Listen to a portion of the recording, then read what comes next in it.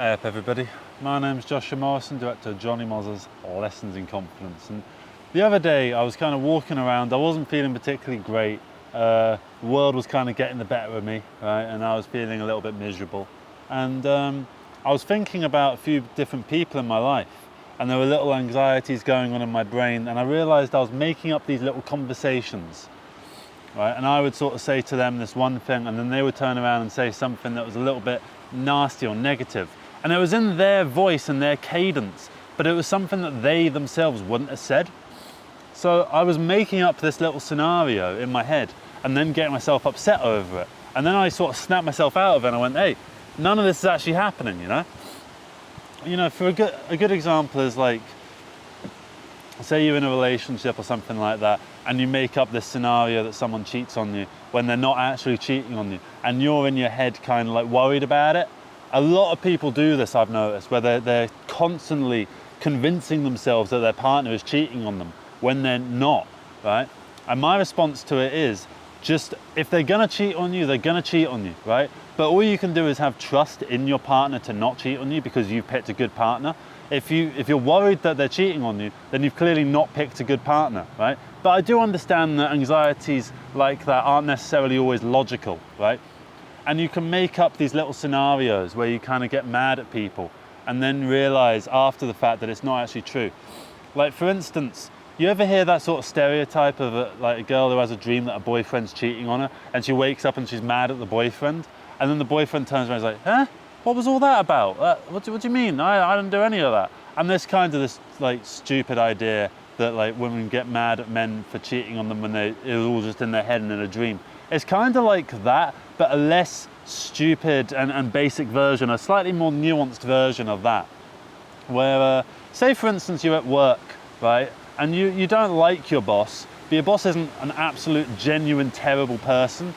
But you're like, in your head, you're going home and you're kind of mad, and you make up these little scenarios of like quitting your job and like saying to them, yeah, you can shove this job up your ass and I'm never coming back here. You don't know how to do anything. You're terrible, right? And then they turn around and they're like, oh yeah, but you're not even a good employee. You're so shit at everything that you do, and you shouldn't have even been born. How could you even decide to enter this world? You should have been aborted the second you even were conceived, right? How did a spermatozoid like you even make it to the fucking egg? You're just disabled the entire time. You're disabled and you've got legs that you walk around on. You're just shit and useless and you should fucking die, right? You kind of say that sort of stuff to yourself. You've made all this up in your head. None of that happened. None of that was true. That was all fake. That was a fake conversation between a fake version of you that's being a lot more aggressive than you might normally be, and a fake version of the person that you're getting mad at, who is being a lot more nasty and vindictive than they would otherwise be. And it's not to say that there aren't people that would act like this in real life,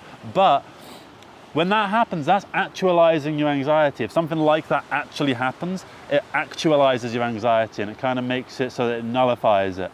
For instance, if you're going around and because the anxiety is the worry that someone is going to do that, rather than the response to someone actually doing it. It's that constant unease. It's the same reason why a horror movie doesn't just show you Jason Voorhees for fucking 90 minutes sat on a chair, just like with a conveyor belt of heads just going along, and he just slices head, slice head, slice head, slice head. Oh, I clock off in half an hour, right? The movie's nearly over. John's gone for a piss break. I can just sit back, right? That wouldn't be a horror movie. It would just be a movie of just a guy just sat there cutting heads off, right?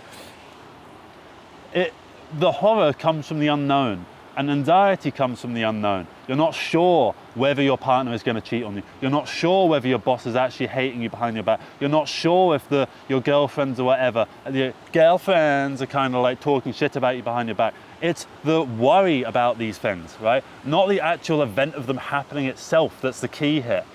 And so if you're worried about this stuff, just tell yourself what I like to tell myself, which is, if you're worried about it, right, do you think it's actually going to happen?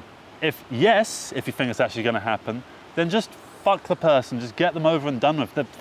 Fuck off, right? And if you don't think it's actually going to happen, then just remind yourself of that and just soothe your brain and allow your brain to calm down and let your brain just go, right, this isn't actually going to happen. I've made this up in my head. It's okay. I can just bring it back down to reality, right? Just bring it back down to reality.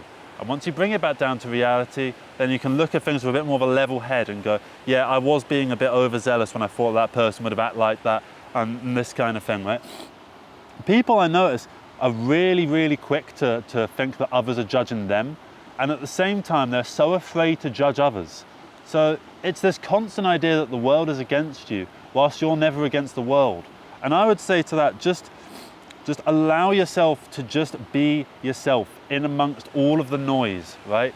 Because if these people are going to be like this to you, which you don't know for a fact, right? Just don't worry about it. And I know that's easier said than done, right? And I find myself falling victim to this all the time. That's why I'm making this video. So I think what you should do is very, very simply just try and massage your brain almost, possibly even literally, and just try and bring yourself back down to reality. And once you bring yourself back down to reality, right, and realize that none of this stuff is actually going to happen, then you're going to be a lot calmer. It's the same way if you have that dream of like your boyfriend cheating on you and you're a rational person, you don't get mad at your boyfriend, right? You instead just recognize, yeah, that was all in my head. Yep. Okay. Right. All right. It was a bad dream. That's all it was. It was a nightmare and I hated it. But it's over now. I'm back in reality. And reality, whilst it's got its loads of problems on its own, it's not the literal incarnation of my nightmares. So, say, for instance, you're at work, right? And you've got a co-worker who you think is being a bit of a knob, right? And they're being a bit of a knob to you on the surface, right? And then compare that to someone who is being really, really smiley and nice to you to your face, and then is talking shit about you behind your back. Of those two people, you have to pick one. Which would you rather? Would you rather the one that's a dick to your face or the one that's a dick behind your back? Personally, I'd rather the one that's a dick to my face, because you know where you're at with that.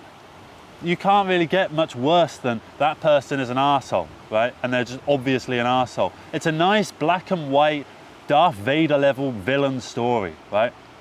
However, someone who's nice to your face and is a dick behind your back, right? And that's a lot harder to deal with. There's nuance going on there. Self-doubt. Did you make all of this up? Is this person actually an arsehole? How are you to know? You're never going to find, and when you find out, that'll kind of change your perception of them entirely. But that anxiety of it will be eating away at you. And anxiety eats away at a lot of us because we're worried about what others think of us. And I understand it. I mean, I worry about what people think of me all the time, right? And I make up these little scenarios where the anxiety is actualized. So I've made up the idea of, and it's almost like a way of soothing my own anxiety to make the situation almost come to life in my brain. Say, for example, I was worried about my boss firing me. I would imagine my boss firing me in the most vindictive way. Yeah, Josh, you're a fucking dickhead, right? Get the fuck out of my office. And then it would all be, then I would respond like it's a scene from Office Space or something, or I'd be like, yeah, according to Company House, you people aren't making diddly squat. And yeah, that fat Greg over there, he's not doing anything. Well, yeah. And I'm gonna be like the main character in a thing, like acting all cool, or like Kevin Spacey in American Psycho. Not American Psycho, American Beauty. So it'd be like that. But obviously none of this is going to happen. This is all within my noggin. This is all within my head, right? And because none of it's going to happen, I don't need to worry about any of it. But doing these little scenarios, in theory, at least in my theory, is going to nullify the anxiety. But in reality, what it does is actually exemplify the anxiety. Maybe it's some kind of evolutionary response, the same way that I'm programmed to not just pick this fucking plant up and eat it, right? I didn't even eat it as an example for a bit, because I wouldn't do that, because God knows what's in that. It could be poisonous, right? And that's an evolutionary trait, right? I don't want to pick one of these, right, and eat it. This is a juicy looking fruit. This could be a nice juicy looking fruit, right? But I'm not going to eat it because I've got an evolutionary response to think that that could poison me. And this is almost like poisoning of the mind, right? Where you're sitting in the unknown, and the anxiety is an evolutionary response to try and make you figure it all out, to try and cure it all for you. And that's what I think anxiety kind of is. It's worrying what people think of you, worrying about all the different problems in the universe, and then making them worse than they actually are, because they're already quite bad. and you're making them worse even than that. And then you're trying to deal with that even worse version, right?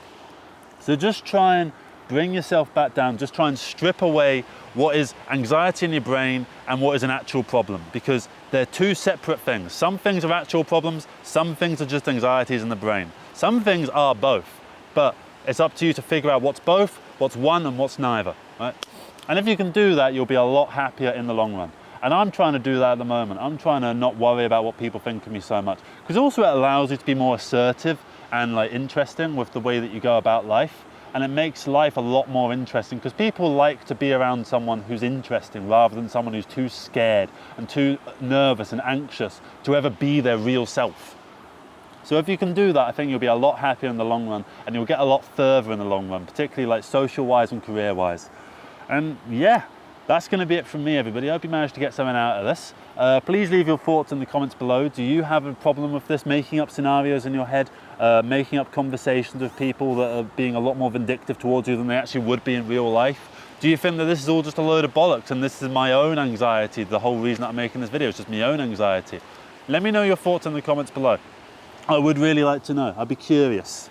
So yeah, that's going to be it from me. I'm going to call into work and see if they actually still want me employed there. Let's find out.